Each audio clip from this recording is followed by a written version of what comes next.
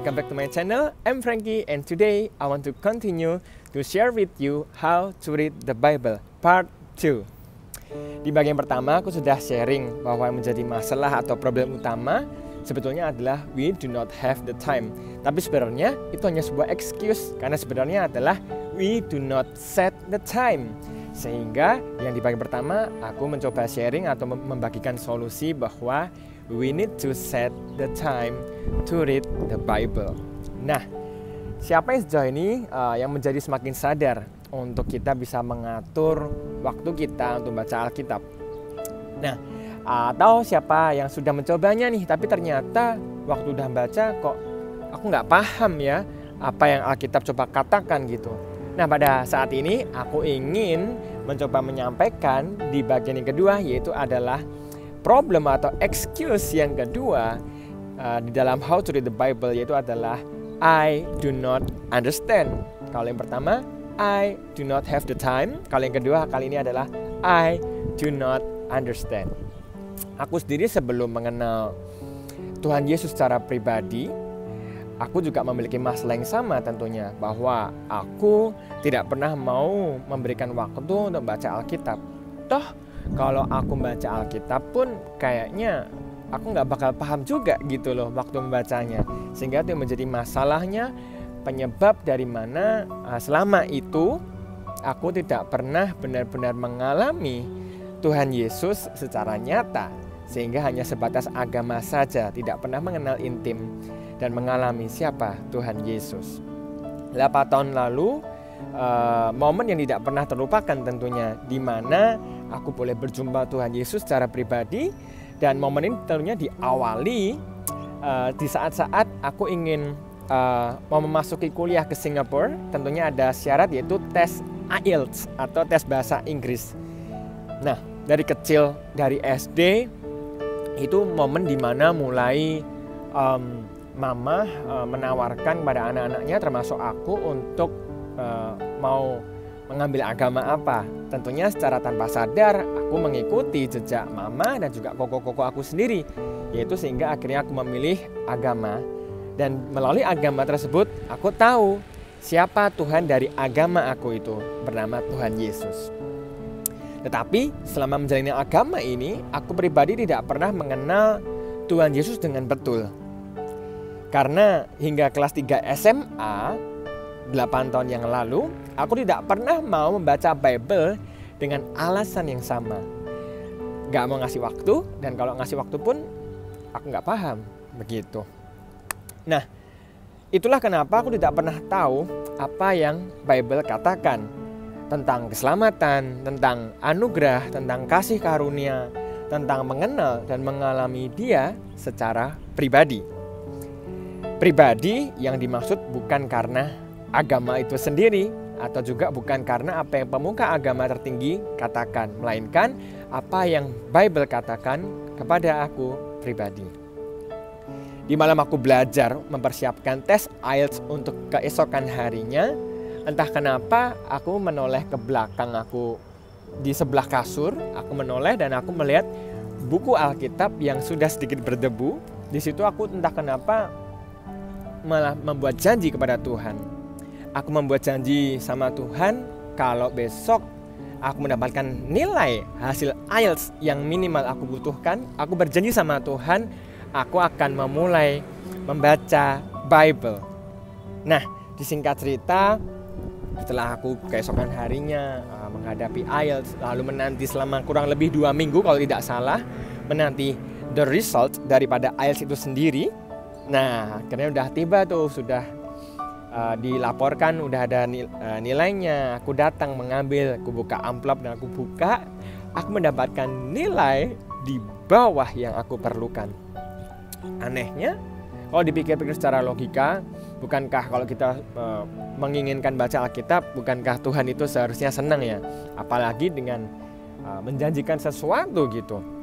Dan secara manusia, terkadang kalau kita menjanjikan sesuatu, kita mengusahakan, ternyata kita malah nggak dapat, itu bukankah biasanya kita kecewa? Tapi anehnya malam itu justru di malam aku mendapatkan nilai IELTS-nya di bawah yang aku butuhkan, Malah di malam itu aku mau membaca Alkitab.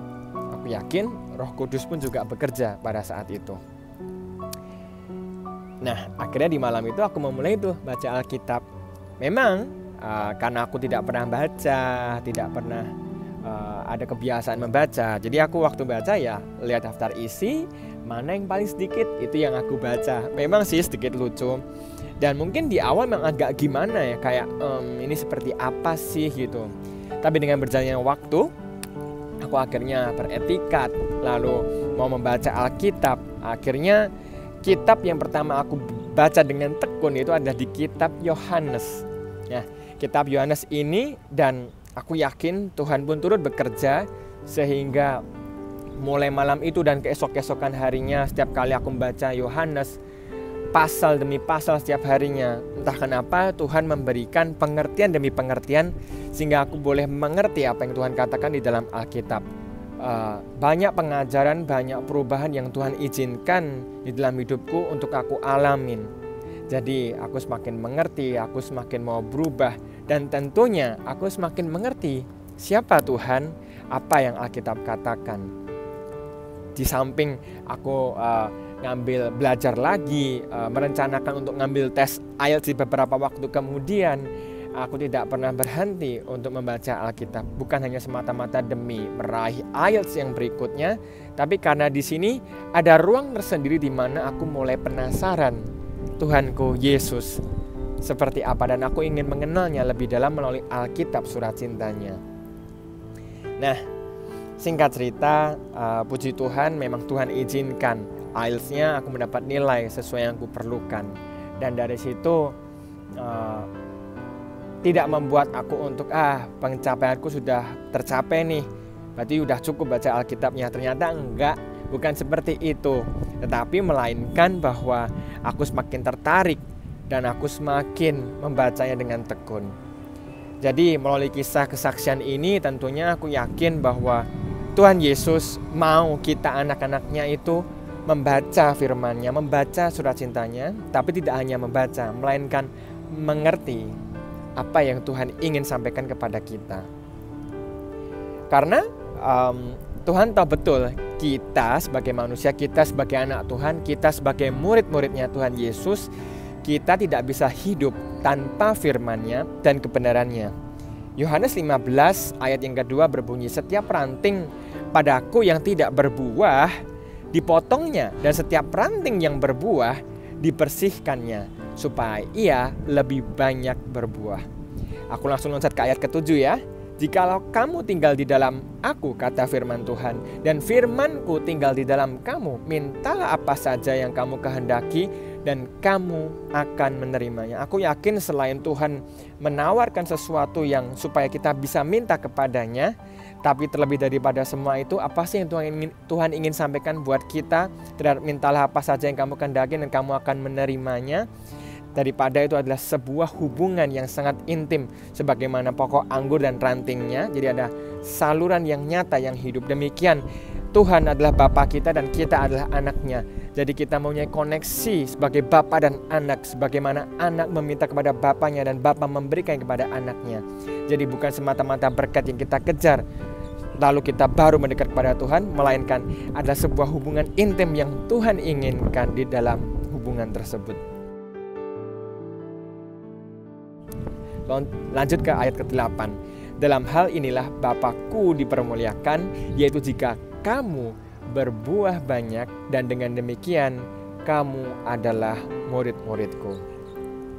Nah, dengan demikian pun kita tahu bahwa kita sudah membaca Alkitab, kita membaca firman Tuhan. We know the Bible. Dengan mengerti kebenaran firman Tuhan ini, kita tentunya tidak akan mudah diombang-ambingkan oleh dunia yang tentunya menggiurkan dan seringkali menyesatkan.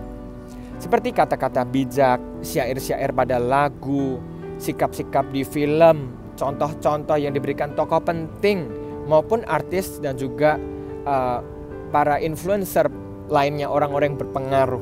Kalau kita tidak mengerti kebenaran, kita bisa saja terpeleset yang karena kita tidak tahu tersebut. Termasuk kita juga menjadi lebih berhikmat, kita menjadi mengerti apa yang firman Tuhan berikan, sehingga kita bisa kerap kali mendengarkan khotbah setiap kali kita beribadah di gereja pun, kita bisa lebih menfilter gitu apa yang khotbah yang kita terima, kita dengarkan. Di sini aku bukan mengajak untuk memberontak atau bahkan tidak percaya atau underestimate yang gereja sampaikan, yang pendeta sampaikan, atau mungkin yang tokoh-tokoh penting di masyarakat yang mungkin sedang berusaha memotivasi kita dengan kata-kata bijaknya.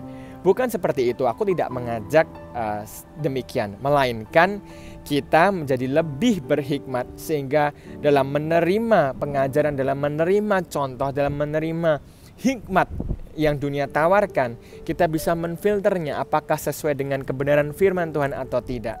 Nah, sebagai penutup, aku tentunya mau berbagi tips untuk supaya kita bisa membaca the Bible dengan efektif dan efisien. Tips yang pertama adalah tentunya pray first. Kita harus berdoa terlebih dahulu. Kita berdoa kepada Tuhan supaya Tuhan membukakan mata kita, dan juga kita berdoa memohon kepada Tuhan supaya Tuhan menyatakan kebenarannya kepada kita. Sehingga kita waktu membaca Alkitab, kita boleh mengerti apa yang menjadi pesan Tuhan buat kita. Tentunya selagi kita membaca Alkitab, kita berdoa, kita juga tentu menjaga attitude kita, sikap kita, sehingga kita tidak asal-asalan selagi berdoa atau selagi baca Alkitab mungkin dengan sikap yang tidak benar, tiduran dan sebagainya. Aku tidak mengatakan, oh berarti kamu dosa kalau sikapmu seperti ini. Bukan, tapi tentunya kita menjaga sikap, karena sebagai bentuk hormat kita kepada Tuhan waktu membaca surat cintanya, sehingga itu akan membantu kita lebih memahami dan mengerti apa yang Tuhan berikan. Lalu yang kedua, yang menjadi tips daripada aku yaitu adalah baca Alkitab yang fisik atau yang buku.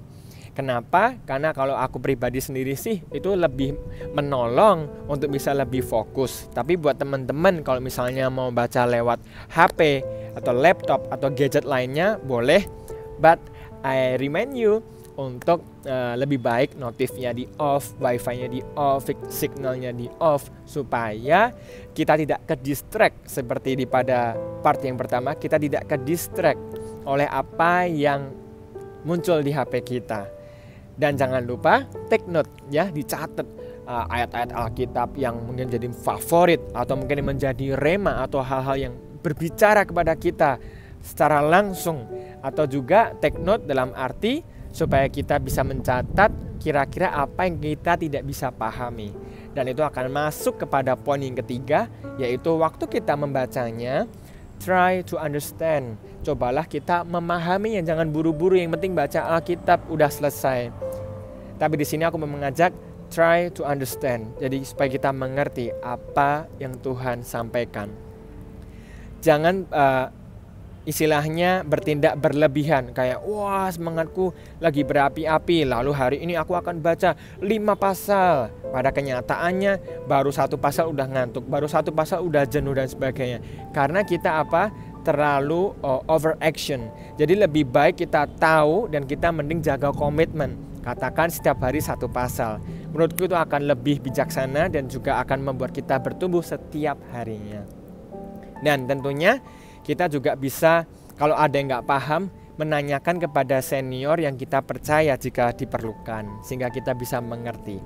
Yang keempat yaitu adalah try to apply and evaluate. Jadi coba kita praktekkan apa yang Tuhan katakan. Seperti halnya tadi aku katakan, misalnya supaya kita tetap tinggal diam di dalam firman Tuhan. Jadi ya kita praktekkan tinggal diam di firman Tuhan, kita tetap komit membaca firman Tuhan, dan tentunya kita melakukan apa yang Tuhan beritahu, kita tidak melenceng ke kanan ke kiri.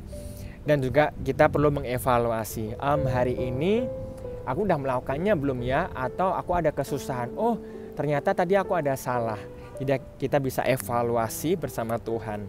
Yang kelima atau tips yang terakhir yaitu adalah tentunya dengan pray juga, dan juga give thanks.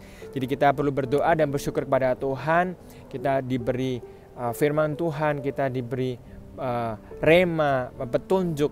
Dan kalau itu misalnya gagal pun, Ya kita berdoa, kita evaluasi tadi, dan kita bersyukur Tuhan mengingatkan. Tapi kalau kita berhasil melakukannya, tentunya kita juga bersyukur. Karena itu tentunya kita melakukan yang menjadi kehendak Tuhan dan semua kemuliaan buat nama Tuhan. Jadi kita bersyukur akan hal tersebut. Jadi pada saat ini aku ingin mengajak teman-teman semua, mari kita memulai baca Alkitab, read the Bible.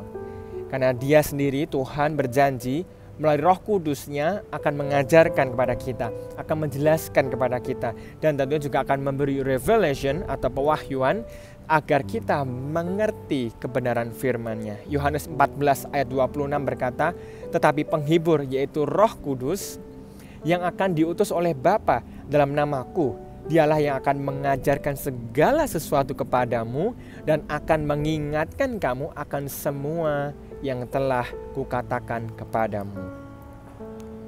Dengan semakin mengerti firman-Nya, kita mendapat kekuatan baru setiap hari. Kita semakin menguatkan iman kita dan pengharapan kita di dalam Yesus Kristus tentunya.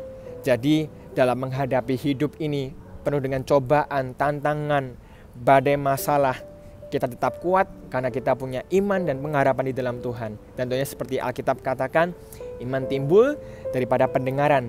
Pendengaran akan firman Kristus. Jadi dari sini aku mengajak semuanya tidak hanya sekedar membaca Alkitab, tapi dengan baca Alkitab kita tahu kebenaran. Kebenaran akan membebaskan kita seperti pada part yang pertama. Dan selain pada hal itu, firman Tuhan akan menguatkan kita, memberi kita pengharapan, iman, dan kita tahu janjinya iya dan amin. Will you do that, my friends? So, from today now on, I challenge you guys to read the Bible. I hope you guys today learn something and hope see you soon in the next video. God bless. So, if you guys learn something from my video, would you like to help me to like, to give comment, and also subscribe the video to watch the next videos. Yang tak menabur namun diberi makan oleh Bapa di surga.